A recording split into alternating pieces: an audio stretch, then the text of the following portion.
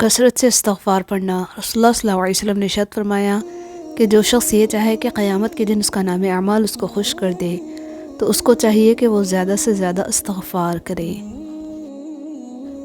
اور اللہ تعالیٰ ایسا نہیں ہے کہ انہیں عذاب دے جب تک کہ آپ ان میں ہوں، اور اللہ تعالیٰ ان کو اس وقت بھی عذاب دینے والا نہیں جب کہ وہ بخشش مانگتے ہوں۔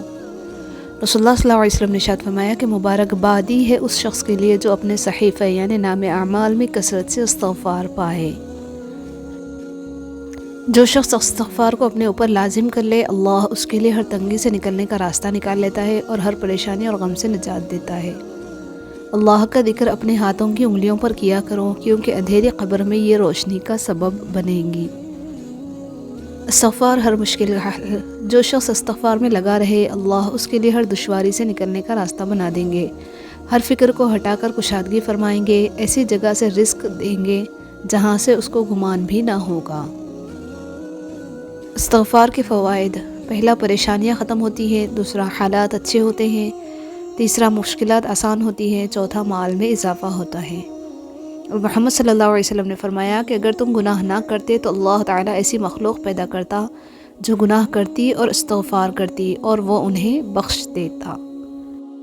رسول اللہ صلی اللہ علیہ وسلم نے ارشاد فرمایا کہ دلوں پر بھی زنگ لگ جاتا ہے جیسے تانبے پر زنگ آ جاتا ہے، اور دلوں کا زنگ دور کرنے والی چیز استغفار ہے۔ رسول اللہ صلی اللہ علیہ وسلم نے ارشاد فرمایا کہ اللہ تعالیٰ فرماتا ہے کہ اے ابن آدم، تو خرچ کرتا جا، میں تجھ کو دیے جاؤں گا۔ علی رضی اللہ عنہ نے فرمایا کہ سب سے پہلی عبادت یہ ہے کہ انسان مصیبت میں صبر کر کے اللہ تعالیٰ کی طرف سے مدد کا منتظر رہے۔ جب تک قدرت، طاقت اور اختیار ہو، اللہ کی مخلوق پر احسان کرو، آسانیاں پیدا کرو، کیونکہ انسان کی قدرت، اختیار اور طاقت ہمیشہ باقی نہیں رہتے۔ 10% جھگڑے اختلاف رائے کی بنا پر ہوتے ہیں، جبکہ 90% غلط لہجے کی وجہ سے، لہٰذا ہمیں اپنے لہجوں کی درستگی کی طرف توجہ دینی چاہیے۔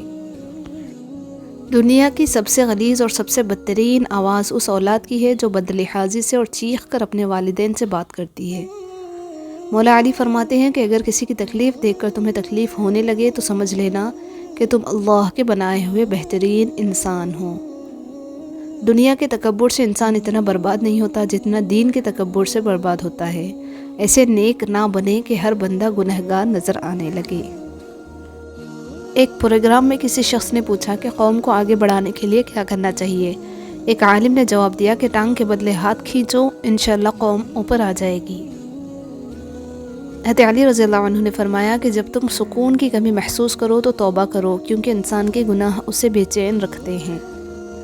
جب دل ٹوٹ جائے تو اٹھا کر اسی مصور کے پاس لے جاؤ جس نے اسے بنایا ہے، کیونکہ اس سے بہتر تو کوئی جان ہی نہیں سکتا کہ کون سا رنگ کہاں بھرنا ہے اور کس دھاگے سے کہاں پیوند لگانا ہے۔ اور پھر وہ اللہ ہی ہے جو ہمیں مشکل سے نکالتا ہے، درد سے رہائی دیتا ہے، اور میں نے اپنے اللہ کے سوا کسی کو اتنا مہربان نہیں پایا۔ اللہ تعالیٰ کے ساتھ اپنے تعلق کو ہمیشہ خالص اور مضبوط رکھیں، کیونکہ یہ رشتہ ہی کامیابی کا ضامن ہے۔ خود کو تباہ کرنے کا تیز ترین راستہ یہ ہے کہ اپنے ماں باپ سے بدتمیزی سے پیش آؤ۔ لوہا کبھی خراب نہیں ہوتا، وہ ہمیشہ اپنے ہی زنگ سے برباد ہوتا ہے۔ اسی طرح انسان کو کوئی برباد نہیں کر سکتا، اس کی سوچ اور دوسروں سے امیدیں ہی اسے برباد کرتی ہے۔ کسی کو ذلیل کرنے سے پہلے خود ذلیل ہونے کے لیے تیار رہیں، کیونکہ اللہ کا ترازو صرف انصاف تولتا ہے۔ کسی کا بھلا نہ ہو سکے تو برا کرنے کی کوشش نہ کرو۔ دنیا کمزور ہے لیکن دنیا بنانے والا نہیں۔ روتے رہ جاؤ گے جس دن سجدے کی طاقت نہیں ہوگی۔ ابھی بھی وقت ہے نوجوانوں، نماز قائم کرو۔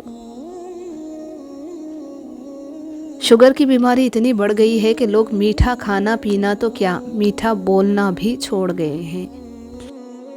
دولت ایک ایسی تتلی ہے جسے پکڑتے پکڑتے آدمی اپنوں سے دور نکل جاتا ہے۔ غصے کے وقت تھوڑا رک جائیں، غلطی کے وقت تھوڑا جھک جائیں، زندگی آسان ہو جائے گی۔ اہم بات، ہمارے جھگڑے اس لیے بھی ختم نہیں ہوتے کیونکہ ہم جھگڑوں کو جھگڑوں سے ہی ختم کرنے کی کوشش کرتے ہیں۔ کسی کو اداس پاؤ تو نصیحت کے بجائے اس کی سن لیا کرو، احساس سے، محبت سے، بنا کسی غرض کے۔ دنیا کا سب سے اچھا گفٹ وقت ہوتا ہے، کیونکہ آپ اگر کسی کو اپنا وقت دیتے ہو تو آپ اسے اپنی زندگی کا وہ پل دیتے ہو جو کبھی لوٹ کر نہیں آتا۔ خشک رویے رکھنے والا اس درخت کی مانند ہے جو پھولوں اور پھلوں سے محروم ہو، نہ بیٹھنے والے کو سایہ دے اور نہ نظر ڈالنے والے کو خوشی پہنچائے۔ کسی کے گھر جاؤ تو اپنی آنکھیں قابو میں رکھو، اور جب اس کے گھر سے نکلو تو زبان کو قابو میں رکھو، تاکہ وہاں کی عزت اور راز دونوں محفوظ رہیں۔ ہم اگر زبان کی پھیلائی ہوئی مصیبتوں کا جائزہ لیں تو معلوم ہوگا کہ خاموشی میں کتنی راحت ہے۔ برے وقت میں کندھے پر رکھا گیا ہاتھ کامیابی پر بچنے والی تالیوں سے زیادہ قیمتی ہوتا ہے۔ بہترین انسان وہ ہے جس کا وجود دوسروں کے لیے فائدہ مند ہو۔ انسان چاہے جتنی بھی ترقی کر لے اور جتنا خود کو عقل مند کیوں نہ کہہ لے، اگر وہ نماز نہیں پڑھتا تو وہ دنیا کا سب سے بے وقوف ترین انسان ہے۔ اپنی اولاد کے لیے سہولیات زندگی سے زیادہ تربیت کی فکر کریں۔ پرندے اپنے بچوں کو پرواز سکھاتے ہیں، گھونسلے بنا بنا کر نہیں دیتے۔ زندگی میں ایک کلیہ بنا لے، کچھ بھی بن جائے مگر بے فیض نہ بنیں، کیونکہ درخت جب بے فیض ہو جائے تو چولہے میں جھونک دیا جاتا ہے۔ چینی کہاوت ہے کہ اگر تم سچ میں کسی کی مدد کرنا چاہتے ہو تو اس کو مچھلی دینے کے بجائے مچھلی پکڑنا سکھا دو۔ جب آپ سے کوئی مدد مانگے تو یہ سوچ لیں کہ اس نے آپ سے پہلے اپنے رب سے مدد مانگی تھی اور رب نے اسے آپ کا پتہ دیا۔ فرمان مصطفیٰ صلی اللہ علیہ وسلم، مظلوم کی بددعا سے بچ کہ وہ اللہ تعالیٰ سے اپنا حق مانگے گا اور کسی حق والے کے حق سے اللہ عز و جل منع نہیں کرے گا۔ حضرت امام علی علیہ السلام نے فرمایا کہ جس کی نیت بری ہوگی وہ اپنی آرزوؤں کو حاصل کرنے سے محروم رہے گا۔ پریشان مت ہوا کرو، ٹھوکر انہیں ہی لگتی ہے جنہیں اللہ تھامنا چاہتا ہو۔ توبہ کا خیال خوش بختی کی علامت ہے، کیونکہ جو اپنے گناہ کو گناہ نہ سمجھے وہ بدقسمت ہے۔ جو انسان یہ سمجھتا ہے کہ اللہ جو کرتا ہے وہ ہمارے لیے بہتر ہوتا ہے، وہ کمال کا ایمان رکھتا ہے۔ پاؤں کی ٹھوکر سے صرف آدمی گرتا ہے، جبکہ زبان کی ٹھوکر سے نعمت سے ہاتھ دھونا پڑتا ہے۔ تیرے مال میں سے تیرا حصہ تو صرف اتنا ہی ہے جسے تو نے آخرت کے لیے پہلے بھیج دیا، اور جسے تو نے دنیا میں چھوڑ دیا وہ تیرے وارثوں کا ہے۔ عبادت کرتے ہو مگر لوگوں کو ناخوش اور تکلیف دیتے ہو، صدقہ کرتے ہو مگر احسان جتلاتے ہو، اپنی نیکی ایسی تھیلی میں جمع نہ کرو جس میں سوراخ ہو۔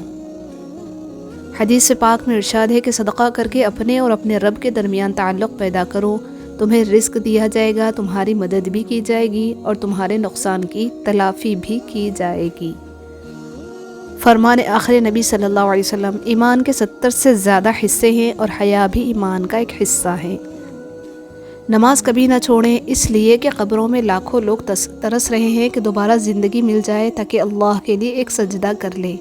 اللہ ہم سب کو پابندی سے نماز پڑھنے والا بنا دیجیے، آمین۔ ہر مشکل کو آسانی میں بدلنے والے اللہ، تیرا ہر فیصلہ ہمارے حق میں اچھا ہے، بس ہمیں اپنے ہر فیصلے پر راضی اور صبر کرنے والا بنا دے، آمین۔